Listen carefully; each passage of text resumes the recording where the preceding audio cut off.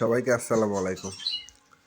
প্রায় 14 দিন পর ঈদের ছুটি কাটিয়ে চলে আসলাম রংপুর। দেখুন আমার পাখির অবস্থা, প্রিন্সের বাচ্চাগুলো বড় হয়ে গেছে।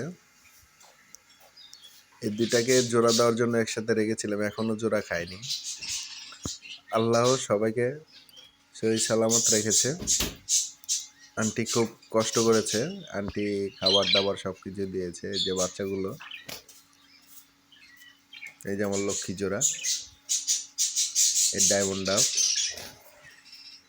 দেখেন কত খাবার, এদের ট্রেতে খাবারে ভরা। এই যে নিচে এই বাচ্চা দুইটা যে নিয়ে গেছিলাম আমি বাড়িতে, সেই দুইটা, তিনটা নিয়ে গেছিলাম, একটা মারা গেছে, এখন দুইটা নিয়ে আসলাম।